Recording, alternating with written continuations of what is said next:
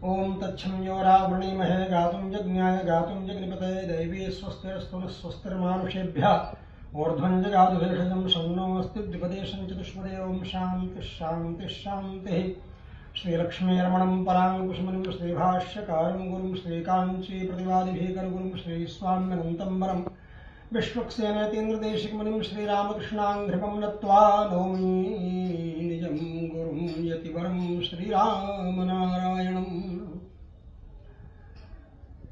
धर्मानुरागी सज्जनों तथा श्री संप्रदाय के समस्त धर्माचार्य वृंद एवं समस्त भागवत वृंद, आप सभी लोगों के बीच में विशेष करके रामानुज संप्रदाय श्री संप्रदाय के आचार्यों के पास भी बहुत दिनों से एक रील घूम रही है, जो कि झालरिया पीठाधीश्वर जी के व्यक्तिगत वार्तालाप की रील है। उसे सुन करके बड़ा क्षोभ हुआ और बहुत दुख हुआ। और सबसे महत्वपूर्ण बात यह है कि जिसमें हम सब लोगों की किसी भी प्रकार की इच्छाएं नहीं रहती हैं, ऐसी चीजों में भी मेरा नाम लिया गया और ये कहा गया कि विद्याभास्कर बहुत चतुर है, बहुत चालबाज है, मतलब इसका तात्पर्य यह है।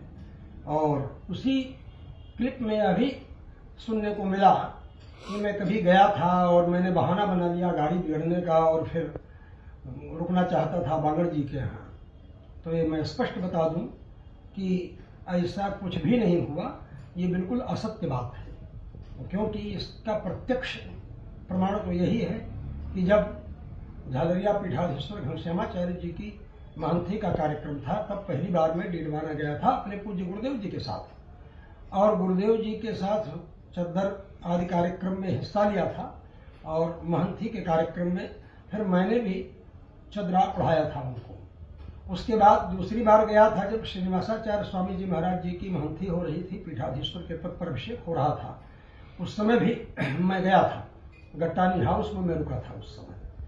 ऐसी स्थिति में जब पीठाधीश्वर पद पर अभिषेक तो हो रहे थे श्रीनिवासाचार्य स्वामी जी, मैं भी था चद्दर उड़ाने वाले आचार्यों में। मैं सोच रहा था कि नाम कब आएगा मेरा, लेकिन सर्वप्रथम झालरिया पीठाधीश्वर जी ने ही चद्दर उड़ाया उनको, उसके बाद सभी आचार्यों ने चद्दर उड़ाया। उसमें भी उनकी बात यह गलत है कि पहले कुछ लोगों के द्वारा चद्दर उड़वा लिया गया, उसके बाद मेरे द्वारा चद्दर और तिलक की रस्म पूरी की गई। यह भी बात गलत है। उनको ही सर्वप्रथम अवसर दिया गया था उस समय। पूज्य अनिरुद्धाचार्य स्वामी जी महाराज भी चांदौद वाले, वो भी विराजमान थे उस समय। ऐसा नहीं करना चाहिए। एक धर्माचार्य का स्वरूप यह नहीं है कि वह यह कहे कि हमारी दुकानदारी हम नहीं बिगड़ने देंगे। दुकानदारी क्या है आखिर? हम बिजनेस कर रहे हैं या व्यापार कर रहे हैं? हम तो धर्म जी रहे हैं और धर्म का प्रचार कर रहे हैं। धर्माचार्य का यही स्वरूप है। यदि आप इसको दुकानदारी समझते हैं तो धर्माचार्य शब्द ही आपके लिए ठीक नहीं है, तो दुकानदार शब्द ही प्रयोग किया जा सकता है। जैसा कि आप कह रहे हैं कि मैं अपनी दुकानदारी कैसे बिगड़ने दे सकता हूँ, वो सब आपकी बातें हैं। लेकिन जो व्यक्ति परम पद हो चुका है, परम धाम जा चुका है, ऐसे हमारे मित्र नागौरिया पीठाधीश्वर पूज्य जगत गुरु रामानुजाचार्य स्वामी श्रीनिवासाचार्य जी महाराज, मृत्यु के 3 महीने पहले हमारी उनकी बातचीत हुई और समाचार पूछा स्वास्थ्य का। सेडम में कथा के बाद जब बीमार हुई थी, उसके बाद फिर हमने उनसे कहा कि आप इन औषधियों का सेवन करें। लिख करके मैंने भेजा उनको, टाइप करके मैसेज। फिर 2 महीने बाद मैंने सोचा अच्छा रिजल्ट आ गया होगा, तो मैं दोबारा फोन किया जब तिरुपति में था उस समय। तो मैंने कहा कि कैसा स्वास्थ्य है मित्रवर आपका? तो उन्होंने कहा ऐसा है कि स्वामी जी अब अंतस्सार नहीं रह गया है शरीर में। इस तरह उन्होंने हमसे अपनी बात बताई। तो शरीरगत अंतस्सार नहीं रह गया है, इस तरह उन्होंने कहा। फिर मेरे भी मन में आया कि बताओ क्या कहें, आखिर ऐसी स्थिति क्या है। सुहृद लोगों की बात पर गंभीरतापूर्वक विचार नहीं करते हैं जाने वाले लोग। कहीं इस तरह का अरिष्ट लक्षण तो नहीं है श्रीनिवासाचार्य स्वामी में। और उसके बाद हमने कहा नहीं, अभी भी एक बार आप औषधि का प्रयोग करना प्रारंभ करें। लेकिन 1 महीने बाद जब मैं बंबई में कथा कह रहा था वासुदेव बाबू की पत्नी केसरबाई सोमानी की पुण्य स्मृति में, तो मैं वहीं पर समाचार सुना कि श्रीनिवासाचार्य स्वामी जी का परमपद हो गया। ऐसे महापुरुष जो कि स्वाभाविक रूप से अपनी बातें 3 महीने पहले हमसे स्वयं बताए थे स्वास्थ्य के विषय में, और उसके बाद उनके लिए यह बोलना कि ये कर दिया तो वह कर दिया, ऐसी इस तरह की शब्दावली का प्रयोग करना ये बिल्कुल उचित नहीं है, यह स्वरूप विरुद्ध है। रही बात पिंगल लोग भीख मांगते हैं, और पिंगल लोग 99% कोई भक्त आपका कह रहा है कि 99% लोग रायचूर में आते हैं, पिंगल लोग प्राय भीख मांगने वाले ही रहते हैं। प्राय शब्द का भी प्रयोग नहीं किया उस व्यक्ति ने, कहा कि पिंगल लोग तो भीख मांगते हैं, भिखारी की तरह है। एक तरह का तात्पर्य यही है।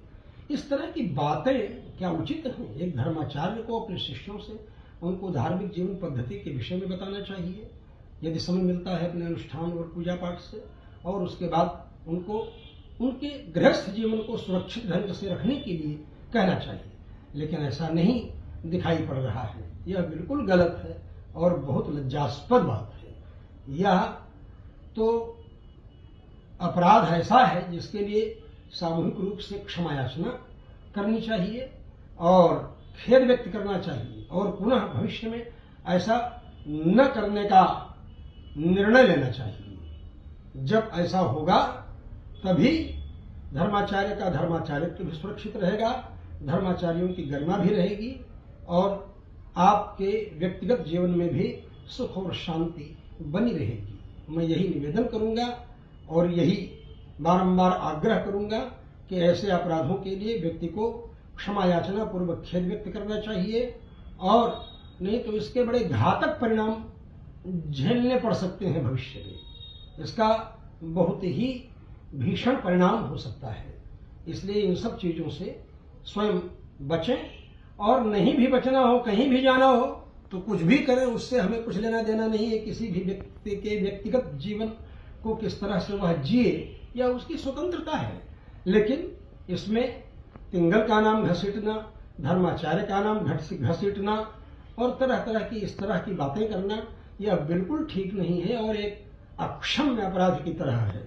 लेकिन फिर भी संत महात्मा लोग दयालु होते हैं, इसलिए मैं यही कहूंगा कि आपको इसके लिए विशेष करके, आपको का मतलब झालरिया पीठाधीश्वर स्वामी जी महाराज जी को इसके लिए खेद व्यक्त करना चाहिए और बताना चाहिए कि ऐसी बात ऐसे ही किसी भी रूप में किसी को भी नहीं करना चाहिए। धर्माचार्य का कार्य तो उपदेश देना है, आपको तो उपदेश देना चाहिए कि अगर कोई दूसरा ऐसा कर रहा है तो वो भी न करे, लेकिन आप स्वयं उस तरह का कार्य कर रहे हैं। आपकी भाषा, आपकी वाणी, हमारे कुछ ऐसे भी शिष्य हैं जो कि स्पेशलिस्ट हैं इस विषय के कि आर्टिफिशियल इंटेलिजेंसी के द्वारा क्या किया जा सकता है और किस तरह होता है।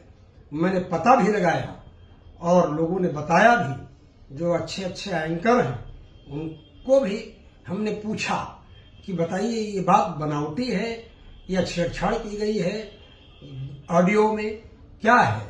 उन लोगों ने कहा नहीं स्वामी जी, मैंने जांच करके देखा है, परख करके देखा है कि इसमें किसी भी प्रकार की बनावटी बात नहीं दिखाई पड़ रही है, ये बिल्कुल ओरिजिनल ऑडियो है, जैसी की तैसी आई हुई है।